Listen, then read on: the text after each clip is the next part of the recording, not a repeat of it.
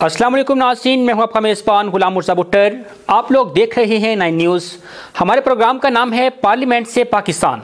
आज हमारे प्रोग्राम का मौजू है मशरिकी पाकिस्तान, जिसके ऊपर बात करने के लिए आज हमारे साथ मौजूद हैं SSG commando lieutenant colonel Abdul Qadir. अस्सलाम वालेकुम सर। वालेकुम अस्सलाम। कर्नल साहब, क्या हाल है आपका? अल्हम्दुलिल्लाह ठीक हूँ, आपके दुआओं से। कर्नल साहब, मेरा आज टॉपिक जो है बड़ा अहम टॉपिक है और पाकिस्तान की सालमियत का बहुत ही ख़ास टॉपिक है। कर्नल साहब, मेरा आपसे सवाल ये है कि आप मशरिकी पाकिस्तान के अंदर रह चुके हैं, काफ़ी अर्सा वहाँ गुजार के आए हैं, तो आप बता सकते हैं कि हम मशरिकी पाकिस्तान को दोबारा किस तरह हासिल कर सकते हैं? नहमदुहु व नसल्ली अला रसूलिल करीम, औज़ु बिल्लाहि मिनश शैतानिर रजीम। मैं मशरिकी पाकिस्तान में 1969 में वहाँ चिटागोंग में हमारी यूनिट होती 33 कमांडो बटालियन, वहाँ पोस्ट हुआ। मशरिकी पाकिस्तानी बंगाली जो थे वो इस्लाम के बहुत करीब थे, बहुत अच्छे मुसलमान थे और ज़्यादा सियासी तौर पे बेदार थे, और उसमें कभी हमें शक नहीं हुआ कि वो मुहिब्बुल वतन नहीं हैं। उनके की जो पाकिस्तान के साथ मोहब्बत थी वैसी थी, शायद मेरा ख्याल है हमसे भी ज़्यादा थी, जो वो पाकिस्तान के साथ रखते थे। और लेकिन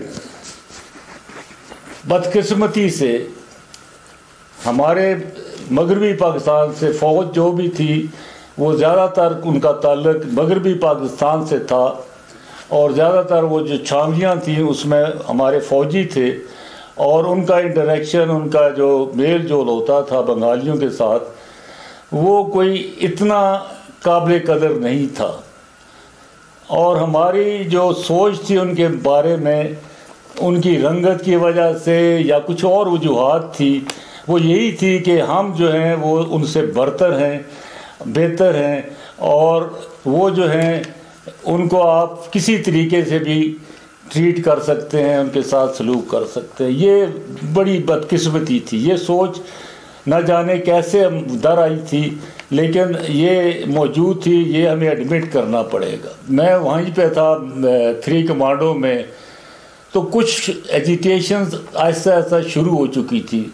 उस ज़माने में कैंपेन शुरू हो चुकी थी इलेक्शन के लिए, और 1-2 दफ़ा मुझे इत्तफाक हुआ एक ट्रेन में सफ़र करने का, जिसमें मुजीब रहमान भी सफ़र कर रहा था।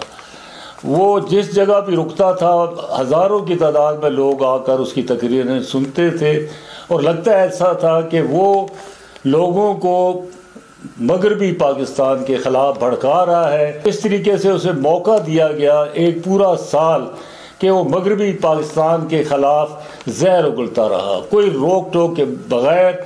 वो जो एक होता है रिस्ट्रिक्शंस होती है इलेक्शन से पहले कि आप इन चीज़ों पे बात कर सकते हैं, इन पे नहीं कर सकते, ख़ासकर आप मुल्क के ख़िलाफ़ और आप मज़हब के ख़िलाफ़, सिस्टम के ख़िलाफ़ कुछ नहीं कह सकते। इस तरह की पाबंदी उसने कबूल ना की, ना किसी ने इन्फोर्स की, ना वो इन्फोर्स करने की किसी में ताकत थी। तो वो जो कुछ कहता रहा, और मेरा ख़्याल है उसके पीछे इंडिया की हुकूमत, इंडिया के जो एजेंसीज थी वो थी, उसकी मदद कर रही थी। इसलिए उस 1 साल में उसने पूरी बंगाली कौम को, इल्ला माशाअल्लाह कुछ और जमातें भी थीं, लेकिन उनका असर रसूख तकरीबन ख़त्म हो चुका था उस वक्त। और वो पॉपुलैरिटी जो गेन की वो उसका बेसिस थी कि पाकिस्तान, मगरबी पाकिस्तान ने हमको लूटा है और हमारे साथ रवैया जो रखा है वो गैर मुनासिब रहा है।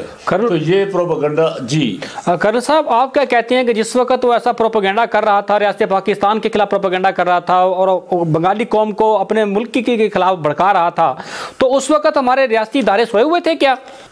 हमारे रियासती इदारे मुदाखलत करके उसको रोक सकते हैं, लेकिन ये है कि उसके ये जो कुछ कह रहा था उसके तनाज़र में इलेक्शन पोस्टपोन हो सकती थी, और फिर बेहतर हालात का इंतज़ार किया जाता तो शायद सूरत हाल कुछ बेहतर हो सकती थी। लेकिन वो बिला रोक टोक ये सब कुछ कहता रहा, और फिर वो नफ़रत इतनी बढ़ी कि जब फिर वो हालात ख़राब हुए या इलेक्शन नहीं हुए तो उसका रिएक्शन आप सबको मालूम है।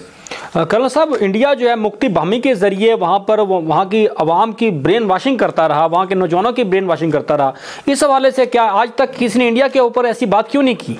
मुक्ति बहानी में ज़्यादातर वो लोग थे जो बॉर्डर क्रॉस करके चले गए। उन्होंने फिर उनको इंडिया वालों ने उनको ट्रेन किया, कैंपों में रख के उनकी फैमिलियों को वहाँ से जाने नहीं दिया और उनको वो बॉर्डर के अंदर हमारे ख़िलाफ़ एक्शन के भेजे। लेकिन इससे पहले भी बहुत सी वहाँ पे ऑर्गेनाइजेशंस और स्टूडेंट्स ऑर्गेनाइजेशंस थी जो इंडिया उनको कंट्रोल कर रहा था। वो सारा प्रोपेगेंडा, उसमें ज़्यादा हिंदू उनके लीडर थे, वो नौजवान लोग थे, गैर मुसल्लह थे, लेकिन वो उन्होंने एक मुनज़्ज़म तरीके से ऑर्गेनाइज करके अपने आप को पाकिस्तान के ख़िलाफ़ जहर उगलते थे और लोगों को भड़काते रहे। कर्नल साहब कहते हैं कि इंडिया एजेंसी ने जो मीडिया था, वहाँ का जो मीडिया के जितने भी वर्कर थे, मीडिया के बड़े बड़े जर्नलिस्ट थे, उनको ख़रीदा हुआ था और ऐसे पाकिस्तान के खिलाफ प्रोपेगेंडे में उनका सबसे बड़ा अहम किरदार रह चुका है।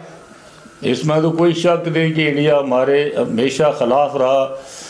पाकिस्तान बनने के बाद उनका यही की इरादा था कि हमने किसी तौर पर इस मुल्क को ख़त्म करना है। कि वहाँ की जो आबादी, हिंदू आबादी बहुत ज़्यादा थी, वो वहाँ से हिजरत करके पार्टीशन के बाद इंडिया में नहीं गई थी, वो उसके अंदर मौजूद थी। और ज़्यादातर जो खुशहाल लोग थे वो हिंदू ही थे और उनका असर और सूख आम लोगों पे बहुत ज़्यादा था। और इसको फिर ये मीडिया भी था, उनके जो अखबारात वगैरह थे उसमें भी बहुत से हिंदू थे। तो ये प्रोपेगेंडा जो कुछ मुजीब कर रहा था वो बढ़ा चढ़ा कर वो लोगों के सामने पेश कर रहे थे। और हमने वैसे जैसे भी है, पता नहीं क्यों नहीं किया, या हमारे पास रिसोर्सेज इतने नहीं थे कि उस प्रोपेगेंडे को ख़त्म किया जा सकता, या सरकारी तौर पे उसकी, या हमारे अपना भी मीडिया था, रेडियो था, जो कुछ भी था, टीवी था, उसके ज़रिए उसको रद्द करने के लिए भी हमने कुछ नहीं किया। कर्नल साहब कहते हैं कि जो तजारत है ये किसी भी रियासत की रीढ़ की हड्डी का काम करती है। उस वक्त से लेके अब तक ट्रेडिंग है, उसके ऊपर हुकूमत इजाज़तदारी जो है वो तो हिंदुओं की है। क्या इसके अंदर हिंदू ताजरों ने भी कोई अहम किरदार अदा किया था पाकिस्तान को जुदा करने के लिए? बात यह है कि पार्टीशन से पहले ज़्यादातर जो ताजर थे या साहूकार थे ये हिंदू थे, और बल्कि बहुत से इलाके वहाँ पर मशरक़ी पाकिस्तान में ज़मीनें जो थी वो उनकी मलकियत थी। तो वहाँ जितनी भी पैदावार ज़्यादातर पटसन की सूरत में होती थी, उसके लिए फैक्ट्रियाँ जो थी वहाँ पर मशरक़ी पाकिस्तान में नहीं लगाई गई, बल्कि वो सारी फैक्ट्रियाँ कलकत्ता में थी। और इसलिए जितना भी वो खाम माल था वो वहाँ से लेके तो वो अपनी फैक्ट्रियों में लाते थे, सारा सरमाया वहीं रहता था। इसको फिर वो दोबारा री इन्वेस्ट मशरक़ी पाकिस्तान में नहीं करता, इसलिए वहाँ पे सनतें भी नहीं थी। तो इसलिए वो बहुत गुर्बत थी उस इलाके में, और यही वजह बनी कि वो पहले उन्होंने डिमांड किया पार्टीशन से पहले अंग्रेज़ों के ज़माने में कि जी हमें अलग किया जाए, फिर उस बंगाल के दो हिस्से भी हो गए।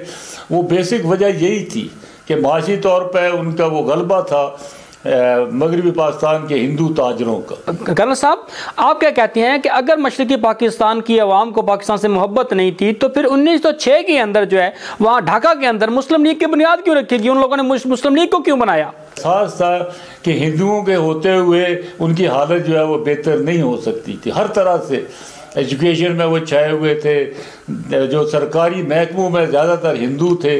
तो इसलिए उन्होंने एक तहरीक उस वक्त चलाई थी, और उसके नतीजे में अंग्रेज़ों ने उनकी सुनकर उनको दो हिस्सों में तकसीम कर दिया था।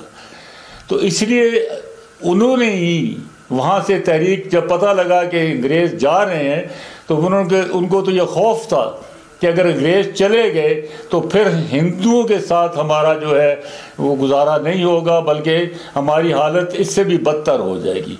ये चीज़ सबसे पहले उन्होंने महसूस की, और इसीलिए जो तहरीक पाकिस्तान के लिए या अलग एक मुसलमानों की रियासत बनाने के लिए वो वहाँ से शुरू।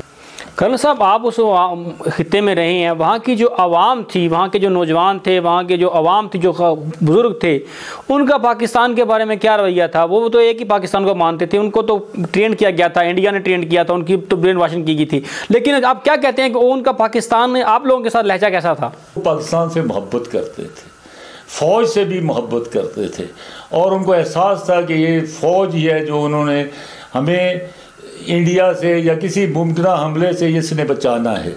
तो इसलिए उनका इतने ख़िलाफ़ नहीं थे। ये जब शुरू पार्टीशन के बाद से फिर हमारे फ़ौज ने बहुत से अच्छे काम भी किए।